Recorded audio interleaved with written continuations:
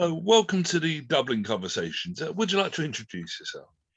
I'd be delighted to, Andy. So I'm Francis Ingham. I'm Director General of the PRCA, the world's largest PR association, and I've had that role for 15 years. I intended having it for two, but things move on, don't they? And I'm also Chief Executive of ECO, which is the umbrella body for 42 associations in PR around the world, and I've had that role for about 10. Various other roles, and I'm delighted to call myself a friend of yours and of long-standing, and to be involved in this conversation. Thank you there, Francis. Okay, so let me take 5 steps to Dublin, and be interested in getting your reaction and responses to this journey. Bear me a second. So we've got a context that we're witnessing in the industry, a paradoxical change of both greater fragmentation and also convergence, and the need to rethink established ideas like advertising, journalism, marketing, public relations and more, and replace them with better ones. And we've also got immense new knowledge from all sorts of areas of anthropology, behavioral science, digital technology, neuroscience, sociology and more.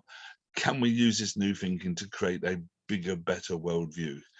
And by doing so, do our jobs better, but also rise to the challenge of tackling society's wider issues of growing distrust, divisive tribalism, or not being able to come together to tackle our big challenges. So what if we could unlearn some of our existing thinking, discarding ineffective, outdated ideas, while embracing fresh concepts and new insights? So what does better look like? So the Dublin Conversations is inviting you on 5 steps to the Dublin window for seeing a bigger world.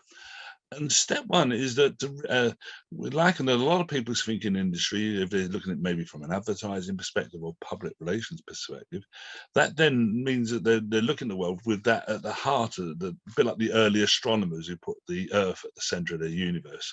And so we believe that the foundation of understanding how we socially interact is the need to understand that confidence in being to exist, coexist, cooperate, or collaborate is central, and the task of managing perceptions around your future behaviors in order to earn the confidence is the critical center of our universe. You need confidence in your consciousness of what you perceive to be reality, confidence in who you are, your purpose and purposefulness, and confidence in others not to help, not harm you, and earn from others the confidence in you to be purposeful, as well as a zeitgeist confidence of like in a business mood, business confidence.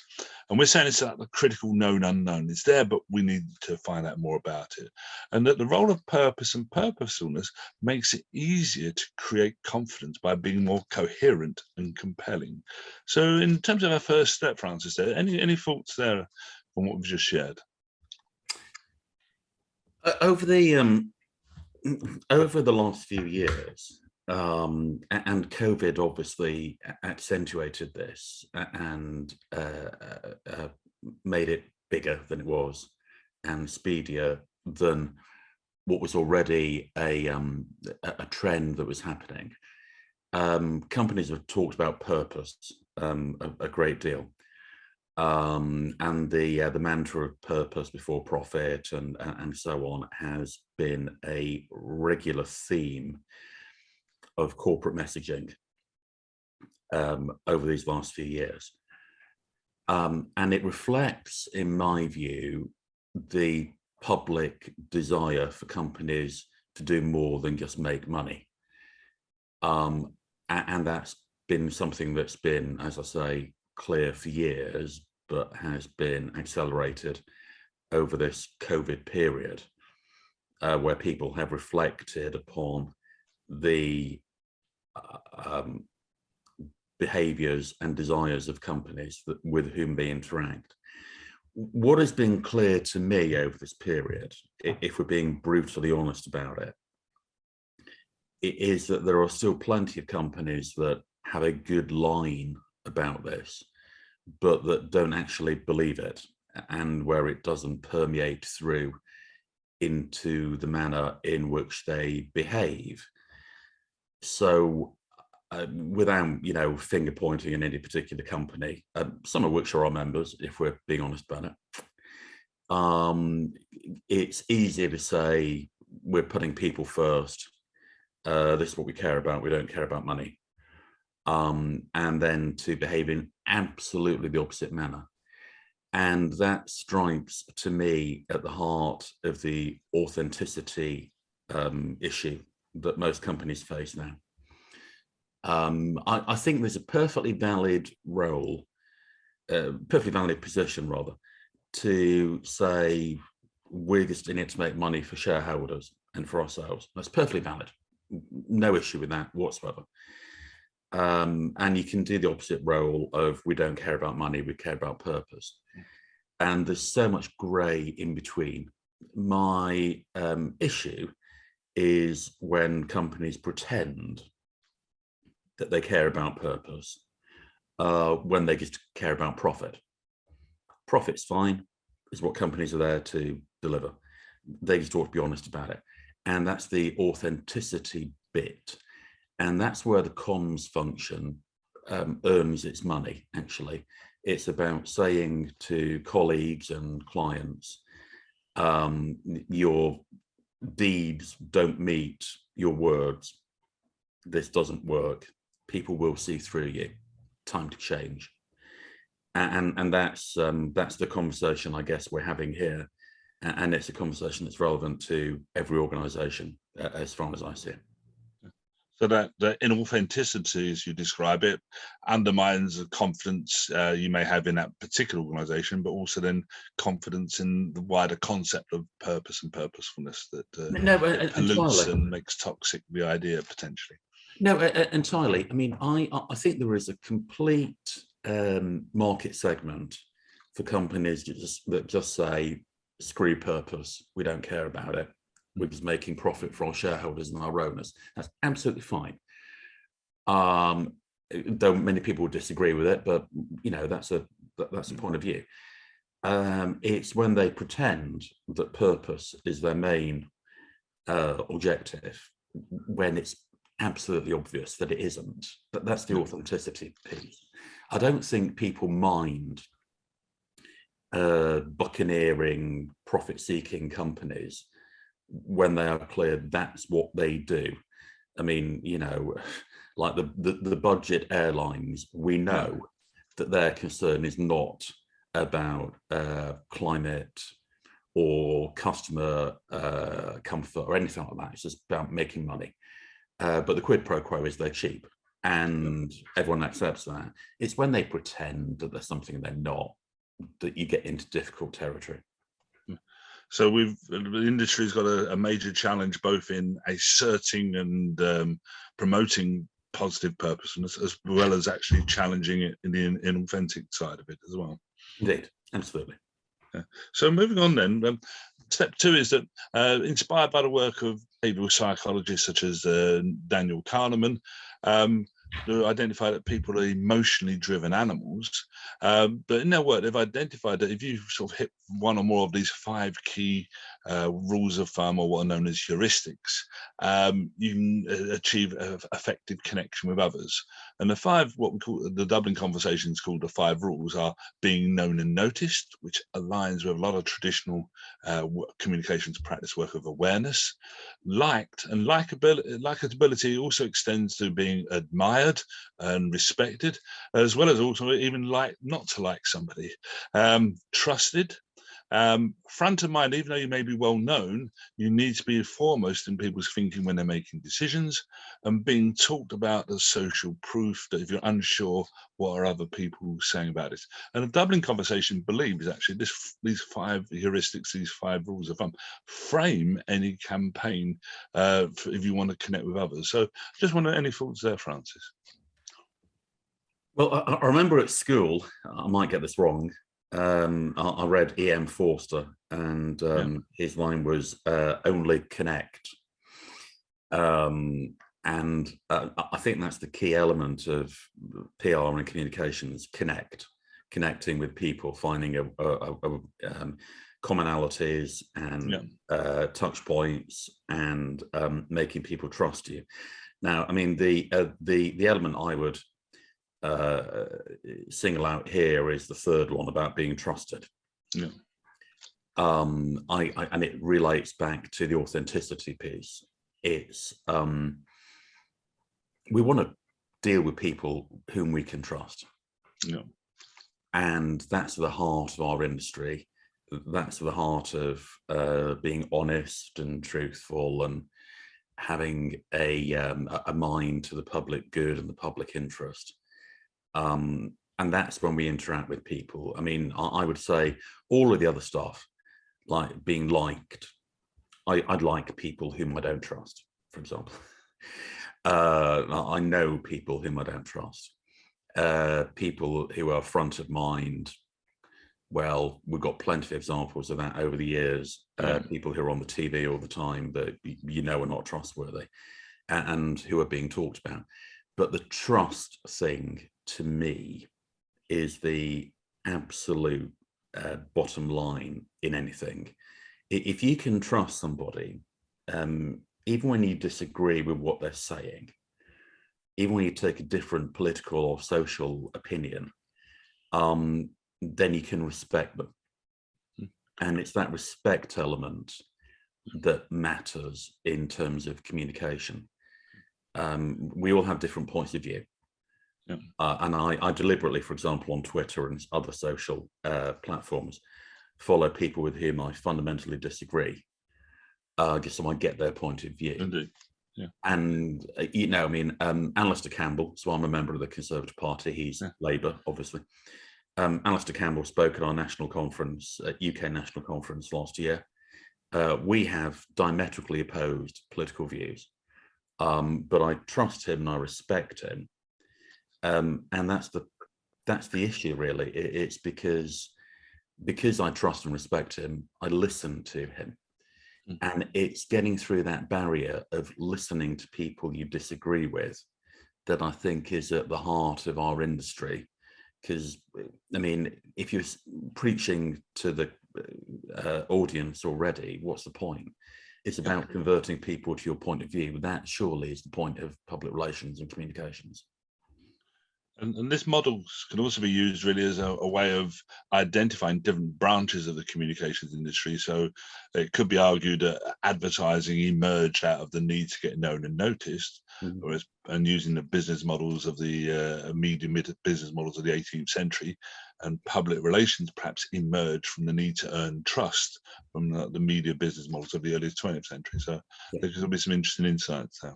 Can I move on to third stage? It's evolving what's known in the as the PESO model in the industry, of paid, earned, shared, and owned, and it's elaborated in a profound way in that these are not channels of how you connect, but choices, strategic choices that you can how you connect with others. And own is not just own channels, but also own behaviors, own reputation. Even spending time with someone can be a tool for earning trust. Paid for covers all branches of any paid for activity, including advertising. And the traditional media relations area of public relations practice, but also search engine optimization and word of mouth. And a new element of nudge, where, again, it's not about a channel, but a choice, where about how you make it easier for people to make the choices you prefer them for. And lastly, shared, which covers online and offline. Any thoughts about this scoping, the practice of how you connect with people? Yeah, of course. I think the world has moved on over the last decade. I think that clients and colleagues don't make the same distinctions that we make at times. They just look for results. It's over a decade ago that Richard Stevenson, who was at that point Director of Corporate Affairs at Royal Mail, as I recall, and then moved on to Civil Aviation Authority and others, did a PRCA panel, and there were 3 speakers, and he spoke last, and the 2 before him made these earned, owned, PESO things, observations. And they were agency side, and he, as the client, just said, I don't care. I really don't care if you're a marketing agency, an advertising agency, a PR agency. I just want results. I just want to get my message out. And your little walls that you build up between one another are of no relevance to me whatsoever. I just want results. And he was right. And he was ahead of his time, I guess, because that's how I see clients and colleagues seeing it. We have an end result, you know, it's to change societal behavior or to sell more stuff or to shift reputation, putting it bluntly, as those three. And the people who are paying the bill don't care how we get there.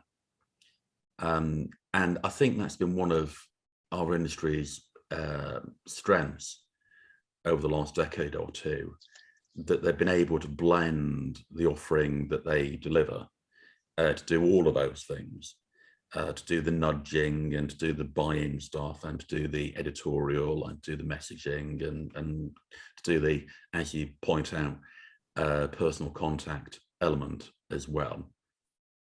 And I think that's the way of the future. I mean, Alison Clark, one of our former PRC chairman, just says that PR people are good at telling stories.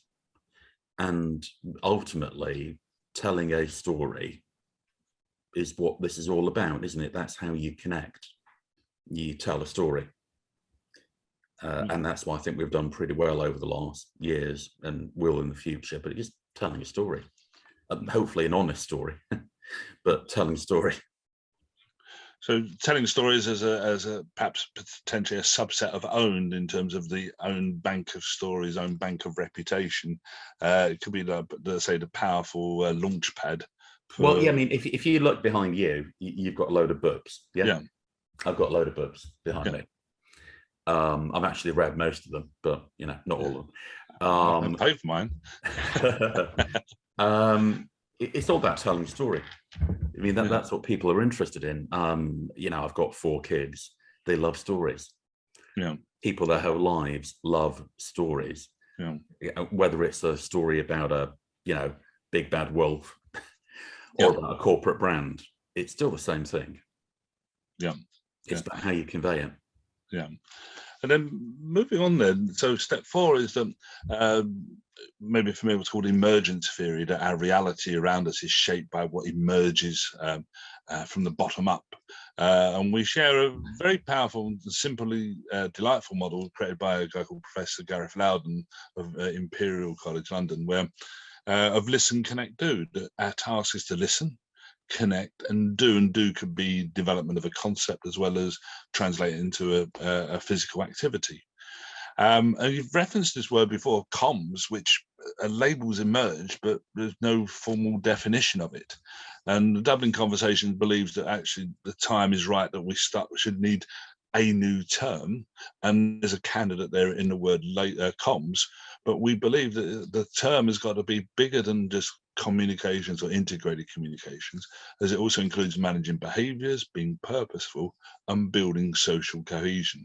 And so the Dublin Conversation is proposing a formal definition of comms as how you create confidence within yourself and with others to exist, coexist, cooperate, or collaborate by managing perceptions around your future behaviours, which is fundamental to being purposeful.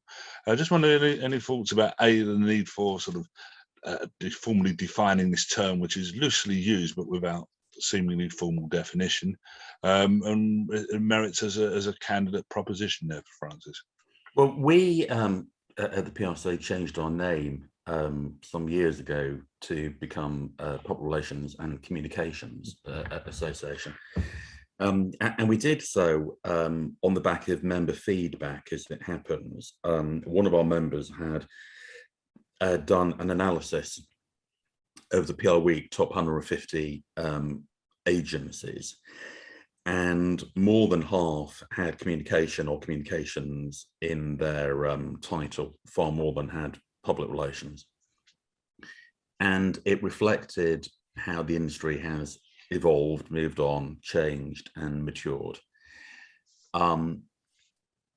It is more than PR, because people associate PR with calling up a journalist and selling in a story, which isn't what our industry is any longer, is Andy? And hence the change of name. I think this definition would be helpful. Now, I mean, look, I'm not the kind of man who believes that definitions define industries in any manner, but they help. That they help the people who don't work in them predominantly. And therefore we are very happy to endorse that definition, both as ECO and PRCA. The element on the screen about the instincts about we-led and me-led, absolutely right. We must be a we-led organisation, looking outward rather than looking inward. That's absolutely vital to our industry, and I think most people get that, and that's why our industry has grown so significantly over the last decade or two. But the we-led bit is absolutely critical to the future of our profession. And these are two instincts grounded in research among sociology, where they've established with universal laws of human behaviour, where 2 out of 3 people will apparently help a stranger, which also means 1 out of 3 don't. So as you say there, Francis, that the we-led an attitude of your initial response, your instinct is to look at the communal good, could be a potent seed for a public relations philosophy and attitude, in contrast to me-led, which could be maybe a more advertising self-interest, which again, there's no sort of value judgments here. You referenced earlier about, there's nothing wrong with a business if it wants to be just pure what we call business focused, where as I say, that as long as it does the right thing in being a good citizen, that's his choice. So so there's some instincts there and way forward. And then lastly, that this is using the work of Professor Jim McNamara in Australia, where he identified a spectrum, what he called the distrust-trust continuum. 0 to 3, you're distrusting, therefore disengaged. 8 to 10, you're over trusting, and that could lead not only to just naivety, but also is really the basis for dogma, prejudice, and bias, that you only trust a very narrow, specific view. And yet there's also then in the middle, then this what the Dublin conversations labels the purposeful trust zone, which is the asset that enables our society to function. But without it, we can't coexist, cooperate, or collaborate. And so going forward, as web and communications, the aim should be a double barrel one, not only to influence, but at the same time also be mindful of the need to invest in social cohesion. I just want any thoughts on that at all, Francis? I relate it back to how I engage with my children, as it happens to be personal. So I've got 4 kids, and they're different ages, obviously, quite a wide spectrum. I always tell them, don't completely trust anybody, and don't completely distrust anybody.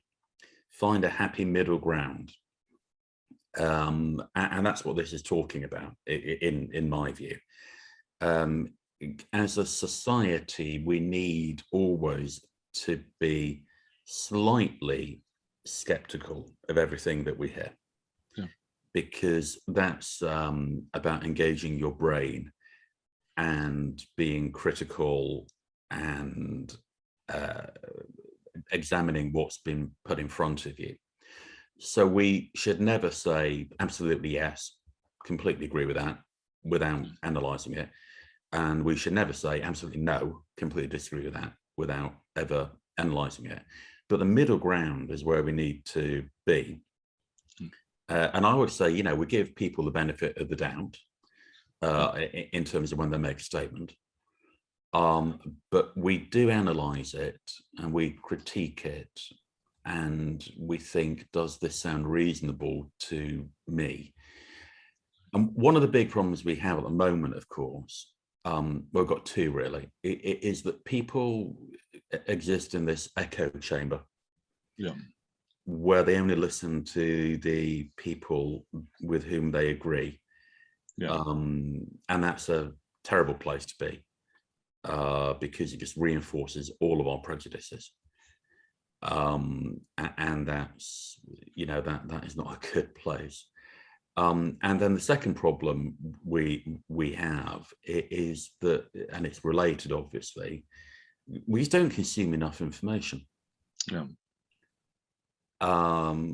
And we validate things without giving them due process. I mean, I know there's this paradigm of, it isn't the job of the BBC, for example, who I remember, to say, some people say it's raining, some people say it's not raining, who knows. Yeah. There is a role of putting your head outside the door and saying, it's raining, yeah. It's not raining. And I think there is a media issue around this that we all need to address, because lots of life is grey, but some of it is black and white. And there is a moment to say when it's black and when it's white, or to say, acknowledge it's all a bit grey. But we do need to have that courage of saying some things are black, some things are white. And I mean, that's what, being political for a minute, yeah. That's the case with Ukraine. There is black and there is white, yeah. And there is very little grey. And that's what our industry ought to be confident enough to say. Could there be an elaboration that it's actually confidence in it being black and confidence in it being white that's the critical factor? Yeah, I do believe it's a matter of confidence.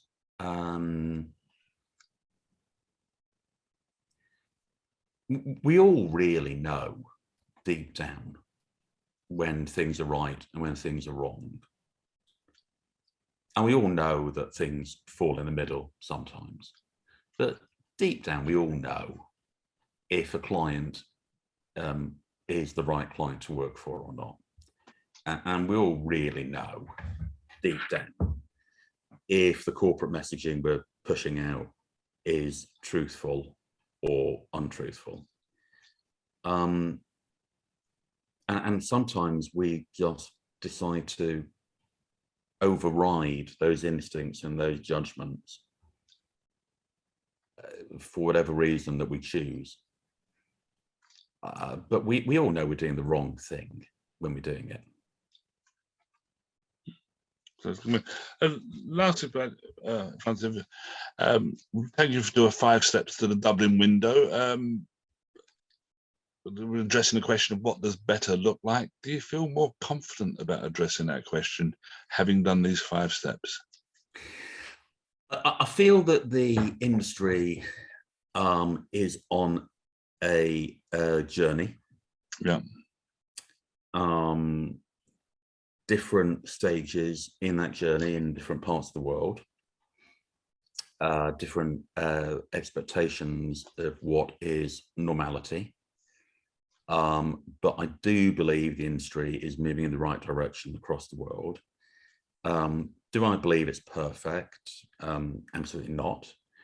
Do I believe it's better than it was 10 years ago? Absolutely yes. Do I believe that frameworks like this are helpful? Definitely. It is a long process that every profession faces. But I'm pretty confident that that we're on the right track and that we'll get there in the end. And thank you for your help in getting us there, Andy. Okay, in regard to Dublin conversation, thank you for those kind words. What one or more things should the Dublin conversations be doing different? Be realistic. I'll say it's easy to be idealistic about these things, but the reality is that, particularly as we enter what is obviously going to be a global recession, that people's emphases are going to be different to the ones that you or I might like to have, and therefore a dose of realism is the is fundamental to making progress, because my old boss, Colin Farrington of the CRPR, who died recently, always said the best is the enemy of the good. And I have always believed that he was correct with that. Let's embrace the good rather than going for the unrealizable best. Any specific action steps do you think we need to be taking? Oh no, Andy. I mean, you've taken the industry forward more than anybody else on this footing. So, I just tip my hat to you and say, more power to your elbow. Thank you. Francis, thank you so much. Thank you for joining the Dublin Conversations. Thank you, Andy.